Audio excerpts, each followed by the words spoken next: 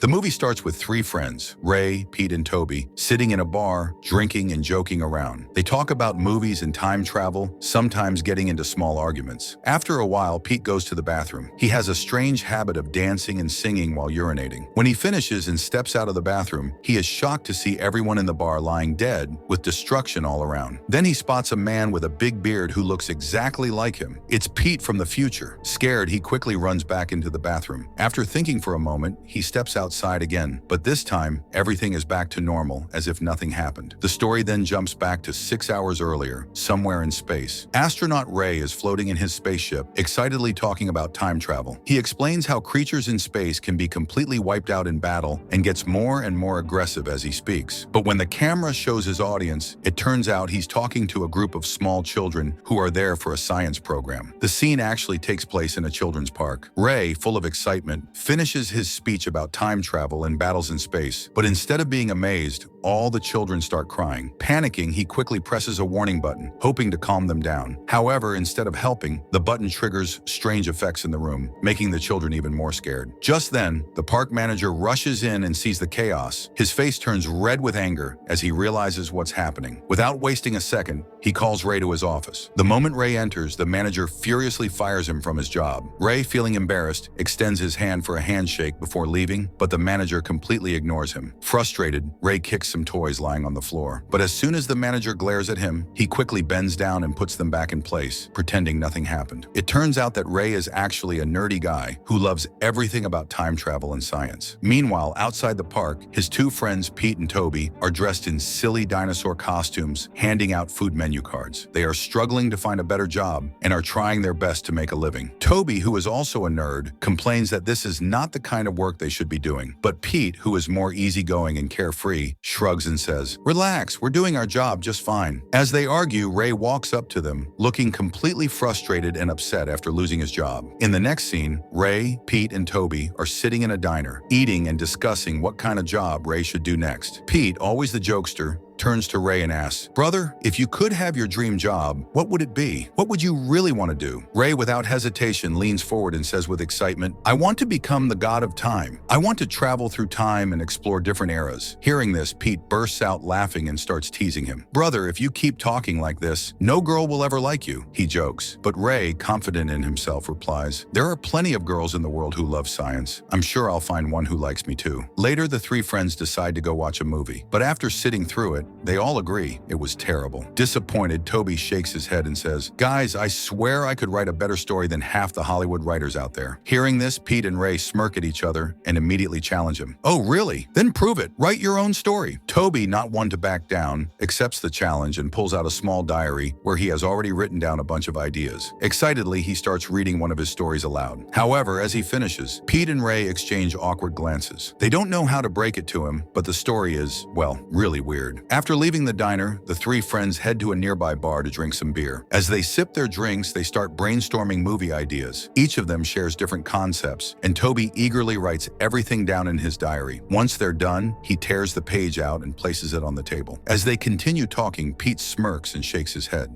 "Brothers, you two are such nerds," he says, teasing them. "And let me tell you, I don't believe in miracles or any of that time travel nonsense." They keep chatting and laughing, but soon their glasses are empty. Ray gets up and walks over to the counter to get refills. He picks up a glass full of beer from the counter and is about to return to his friends when he suddenly hears a voice. "Ray!" He turns around, surprised. A stunning woman with striking features is looking straight at him. "You know my name?" he asks, confused. The woman, who introduces herself as Cassie, nods and leans in slightly. "There's something important I need to tell you." Intrigued but skeptical, Ray listens as Cassie explains. "I'm a time-traveling spy. My job is to travel through time and fix cracks, disturbances that allow ordinary people to accidentally slip into another time period." Ray raises an eyebrow, still not convinced. "Okay then, if you're really a time-traveling agent, why don't you go back and kill little Hitler?" Cassie sighs and shakes her head. "That's against the rules of time. If a person from the future goes back and kills someone in the past, it causes huge, unpredictable unpredictable changes in the future. The consequences could be catastrophic. She then lowers her voice and looks around cautiously before adding, "But there are people who don't follow the rules. There's a secret group that travels through time, hunting down famous figures, right after they've done their biggest work." Ray is completely confused by what Cassie is saying, so she decides to explain it with examples. "Think about it this way," Cassie says. "Imagine someone goes back in time and kills Dawn right after painting the Mona Lisa, or Kat Coven just after releasing the Nevermind album. That would change everything." She continues, "My job is to fix these cracks in time so that history stays on the right path. It's not the most exciting job, but because of it, I get to meet a lot of famous people. Like you, Ray." Ray is stunned. "Me? Why would you want to meet me?" Cassie smiles. "Because in the future, you do something really important. You become famous. Many books are written about you, and people call you the Great Ray." Ray can't believe what he's hearing. No one has ever told him anything like this before. And to make things even better, Cassie seems to like him. He's never had a deep conversation about science with a girl before, and now here's this beautiful woman telling him that he's going to be great one day. They talk for a while longer, then eventually go their separate ways. As Ray walks back to his friends, he starts to think that maybe this was all a joke. Maybe Pete and Toby sent Cassie to cheer me up after I lost my job, he thinks. But when he asks them, they look confused and say they have no idea what he's talking about. Ray then tells them everything Cassie said, but Pete and Toby just laugh and don't take it seriously. After joking around for a while, Pete gets up to use the bathroom. His strange habit of dancing and singing while urinating is shown again. But when he finishes and steps out, something shocking happens. Everyone in the bar is lying dead again. Among them, Pete spots himself, but an older version of him from the future. Terrified, he rushes back into the bathroom. After taking a few moments to calm down, he steps out again, and just like before, everything is back to normal. The bar is lively, people are drinking, and nothing seems wrong. Pete hurries back to his friends and tells them everything. But once again, they just laugh at him and don't believe a word he says. Pete suddenly realizes that this must be the crack in time that Cassie was talking about. He knows he has to prove it to his friends, so he insists that they come with him to the bathroom. At first, Ray and Toby refuse, but after a lot of convincing, they finally agree. Pete doesn't really want to go back in there, but his friends drag him along. Once inside, Ray checks around to see if someone is playing a prank on them, but everything seems normal. No tricks, no hidden cameras. Then Pete confidently says, "If we want to time travel, we have to urinate the same way I did." Ray and Toby stare at him, confused. "Wait, what?" Pete explains that when he danced and sang while urinating, that's when he saw the future. So reluctantly, all three of them start dancing and singing in the strangest way possible while using the urinals. Just then, an old man walks in and sees them acting like complete lunatics. To avoid embarrassment, Toby quickly blurts out, Uncle, we're doing this for a science experiment." After finishing, they step out of the bathroom, but everything still looks normal. Thinking nothing happened, they decide to just go back to their table. But as soon as they reach it, they freeze in shock. Sitting at their table are themselves. Ray, Pete, and Toby from 30 minutes ago are sitting there, drinking and talking, completely unaware that their future selves are watching them. The realization hits them all at once. They actually traveled back in time. Panicked, they rush into another room to hide. Ray quickly starts thinking of a plan. "Okay, listen, we cannot go up to the past versions of ourselves. If we do, it'll just make things even more confusing." Pete nods. "Yeah, and we also can't go back into the bathroom. We don't know what might happen if we do." Ray suddenly gets an idea. "I've got it. We'll hide in the dark and wait." While hiding inside the cupboard, Ray suddenly remembers something important. Since they have traveled back in time, Cassie should still be in the pub. Realizing this, he comes up with a plan. He waits until Cassie finishes talking to the past version of himself and leaves the pub. As soon as she steps outside, Ray quietly follows her and calls out to her, "Cassie, wait!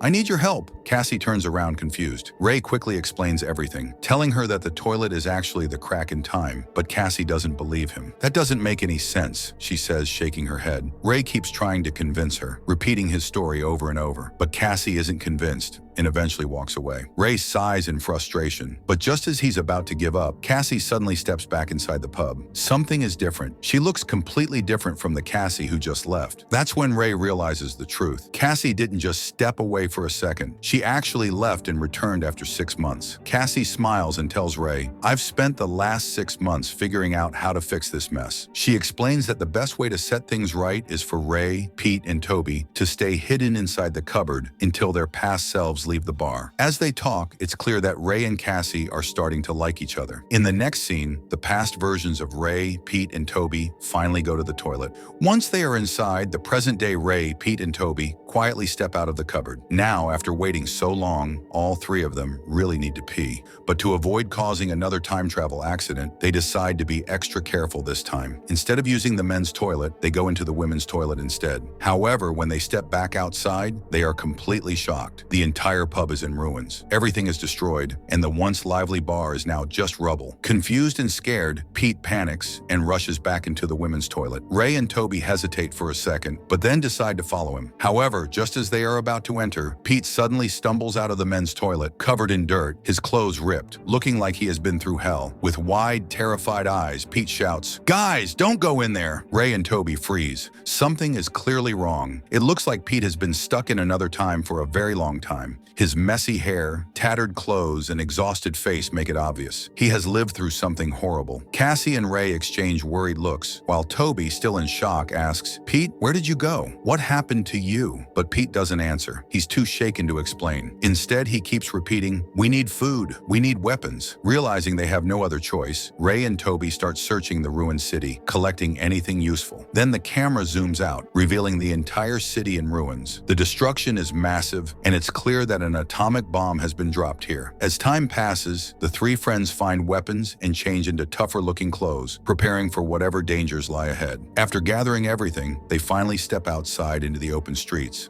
But just as they take in the ruined city, they stop in shock. Right in front of them, painted on a huge wall, is a massive mural of their faces. They stare at it, completely stunned. What does this mean? Are they heroes, villains, or something else entirely? Now it becomes clear. In the future, Ray, Pete, and Toby have become extremely famous. But the most shocking part? The mural on the wall shows them wearing the exact same clothes they have on right now. As they stare at the painting, they wonder, what exactly did we do to become so famous? Before they can figure it out, they hear a strange, eerie sound coming from outside. Instantly alert, the three of them rush back inside to take cover. As they cautiously peek outside again, they witness something terrifying. A giant ant appears and devours a man right in front of them. Inside the toilet, Pete finally starts explaining what happened to him in the future. But before he can say much, the past versions of Ray, Pete, and Toby suddenly enter the bathroom. Pete, excited to see his past self, tries to step forward to meet them. But before he can, Ray and Toby pull him back, stopping him. They watch as their past selves unknowingly repeat the exact same mistakes that led them into this mess. But no matter how much they want to interfere, they know they can't do anything to change it. At one point, past Ray almost spots them while checking the toilet, but just at that moment, past Pete makes a small distraction, saving them from being seen. Once the past versions of Ray, Pete, and Toby leave, the present-day three step out of hiding. Pete, however, is furious. He wanted to meet his past self, but his friend stopped him. He starts arguing with them, saying he should have been allowed to talk to his old self. Ray and Toby try to calm him down, but Pete, too angry to listen, storms out of the toilet. Realizing they can't leave him alone in this strange, dangerous world, Ray and Toby rush out after him. The moment they step outside, they are hit with another huge shock. There's a party happening outside, but the weirdest part? Everyone at the party is dressed exactly like Ray, Pete, and Toby. Toby starts freaking out with excitement after realizing they're famous, but Ray quickly tells him, "Calm down, brother. Let's not lose it." Soon they find Pete, and shortly after, discover another painting of themselves. This time, their attention is drawn to a piece of paper in the painting, the same one where they had written their movie ideas. That's when it hits them. They became famous because of what they wrote on that paper. But there's a problem. They were completely drunk when they wrote it and have no memory of what they actually wrote. As they struggle to remember, a woman named Melly approaches them. She surprises them even more by revealing that she knows all about time travel. "I'm Cassie's boss," Melly tells them. She then explains that she's here to take them back to their original time. Hearing this, the three friends immediately agree, overjoyed at the thought of finally getting back home. As we've seen in many time travel movies, this is another crazy time travel adventure. Speaking of which, what's your favorite time travel movie? Let us know in the comments. Now back to the story. Ray, Pete, and Toby return to the pub, where everything looks normal again. Their past selves are still sitting at their table, talking. To avoid messing with time, they order beers and wait for their past selves to leave. After a few hours, old Ray, Pete, and Toby finally leave, forgetting the paper they wrote on. Curious, our Ray, Pete, and Toby rush to the table and start reading it.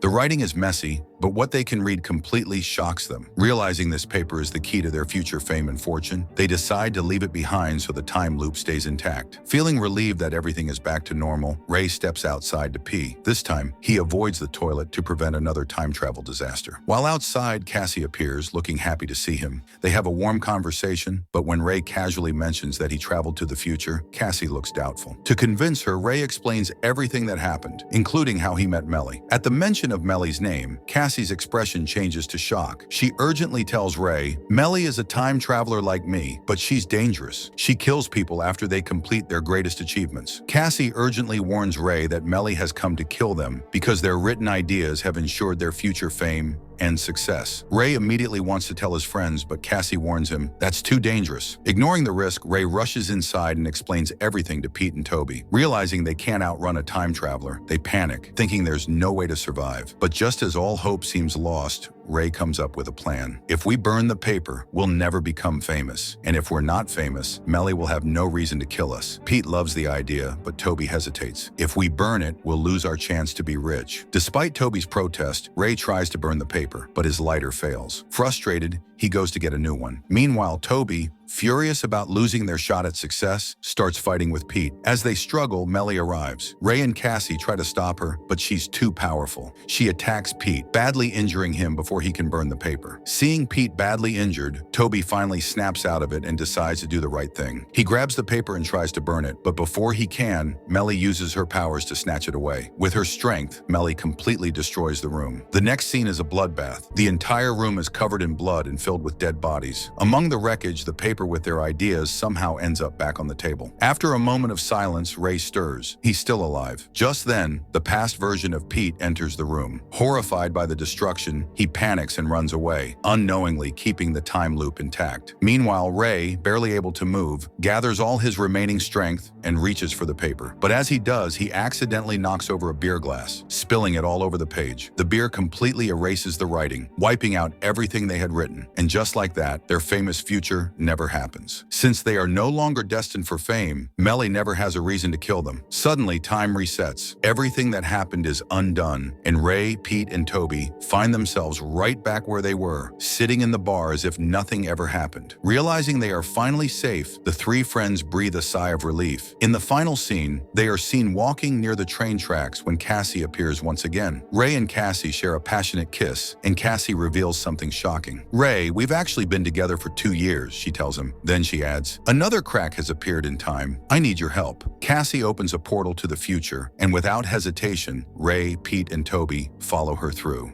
And with that, the movie comes to an epic end. If you enjoyed this explanation, don't forget to like, comment, and share your thoughts. We'll see you in the next video. Until then, goodbye and take care.